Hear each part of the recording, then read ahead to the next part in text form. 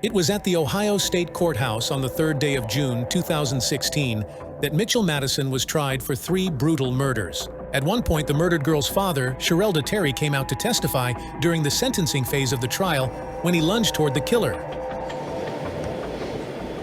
Just touched our families, taking my child.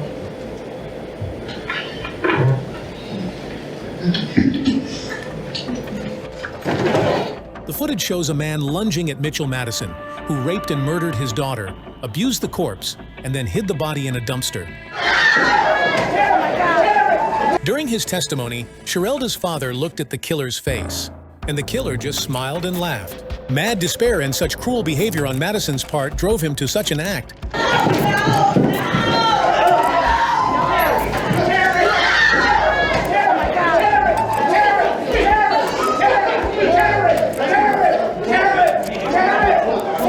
We see Madison's haughty face and the face of Sherelda's father, whose emotions are impossible to convey. What's even more heartbreaking, the man could not come to terms with the loss of his daughter and the realization that she had been abused. A short time later, he died of a broken heart. You went on to abuse the corpses of these 3 victims. You stripped them from the waist down. You folded them in half, binding them so that their feet were up by their ears.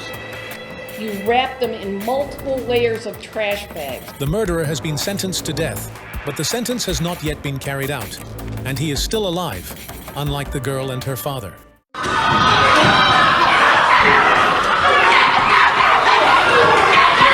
It happened in court in 2019 when Dale Williams Sr. was arrested for the murder of his girlfriend. This man brutally murdered a 46-year-old woman without any remorse. You can see it in his indifferent face. Williams admitted to planning the murder. He used his van to crash into the victim's car. Then, when he crashed into the woman's car, he got out of it and fired several fatal shots. All of this took place in front of terrified bystanders. Williams made no statement after his arrest. His indifferent and arrogant behavior infuriated the dead woman's sons. It happened in court during the sentencing of the offender. We see the first son throwing himself across the table at the perpetrator. The policemen do not have the strength to stop the first son. Then he grabs the criminal by the leg and starts dragging him across the floor. The first son falls because he is pushed by the bailiff, but kicks Williams in the stomach.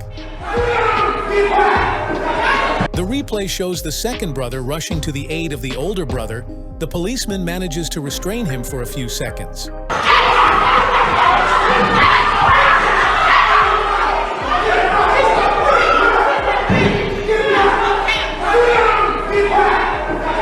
The second brother runs up to the criminal and starts hitting him in the face with all his might. The policemen cannot stop the brothers with their hands, so they decide to use a stun gun. The second brother falls from the stun gun, and that was the end of the trial. Williams was taken to the hospital. He was subsequently sentenced to 24 years in prison. The brothers were arrested for assaulting Williams and contempt of court. Killed my mother, man. It was my mama. She took care of me, bro. Nobody else did. The third story involves 2 families fighting in a courtroom. It all started in court when the murdered girl's mother called her ex-boyfriend a monster. A 19-year-old man is accused of shooting his 16-year-old girlfriend more than 22 times. DeLeon Jr. pleaded guilty. The trial began shortly thereafter. And so the victim's mother called the killer a monster and went to see DeLeon, but was stopped by a bailiff. Things are escalating here. The dead girl's uncle is jumping out of his seat. The uncle starts hitting DeLeon Jr. He responds by trying to strike the offender. The bailiffs and judges are shocked by what is happening, but try to stop the fight. The bailiffs almost manage to stop the fight when DeLeon's mother runs out and wants to attack the dead girl's mother, but Aunt Ivaris runs out to stop the fight. The bailiffs seem to have just about settled the fight. Everyone's calmed down, when suddenly the uncle resists again, and the 5 bailiffs can barely contain him. The families were escorted out of the room and the trial was halted. A judge later sentenced DeLeon Jr. to 45 years in prison, but his family posted $250,000 bail, and he was released on house arrest. Here's what the victim's mother said. What I'm going through is not a life, that I have to watch my back, that I can't go nowhere.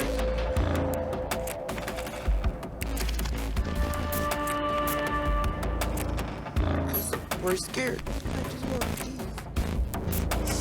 That's all I want. 2 years later, the victim's family had still not gotten the killer jailed. The next story will shock you even more. The perpetrator managed to jump to the judge and barely escaped from him.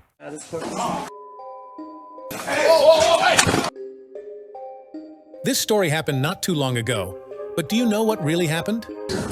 Like, based on my criminal history, like, I feel that, like, I shouldn't be, like, sitting in prison for a second time.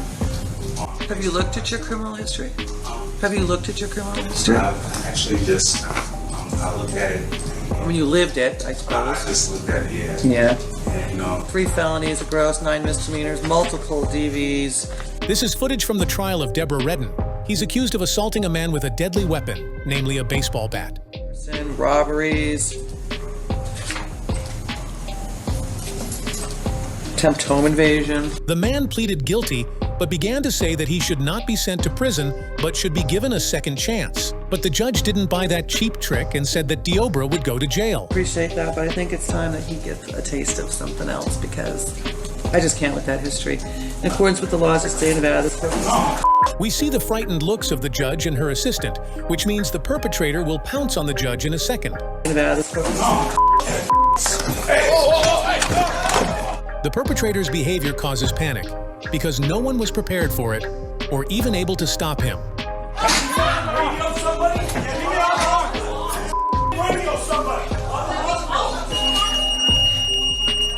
I appreciate that, but I think it's time that he gets a taste of something else. When we rewatch the videotape, we see that the judge didn't even have time to pass sentence. The perpetrator jumped up, flew, hit the wall, and landed on top of it. Footage shows an assistant judge hitting Deobra to stop the perpetrator. As a result of the attack, which came out of nowhere, Marshall suffered a cut to his head and was taken to the hospital. The judge was fine and went to work the next day and handed down the sentence he didn't have time to hand down last time. This time, the perpetrator wore a mask and gloves and was surrounded by 7 officers. The security of the court, where the first session was held, was called into question, but this is not the first shocking attack.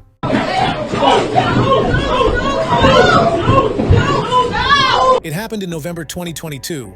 Robertson, twin brother of slain man, attacks Clark in court after seeing video of killer shooting his brother as he begged for his life. In this footage, we see Robertson jump up from his seat and start punching Clark in the head, who in response tries to fight back.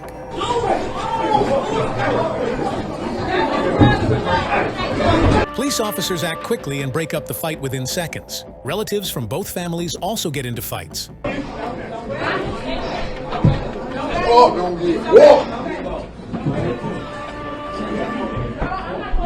Man, they gonna see you. Clark is being removed from the courtroom for safety reasons. While Clark is being taken away, his father tries to attack Robertson.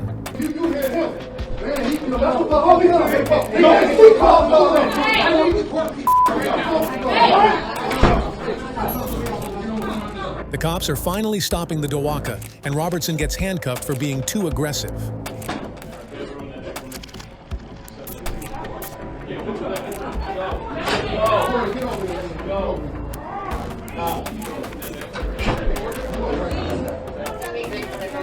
Robertson was struck by the footage of his brother's murder, and this is what he said.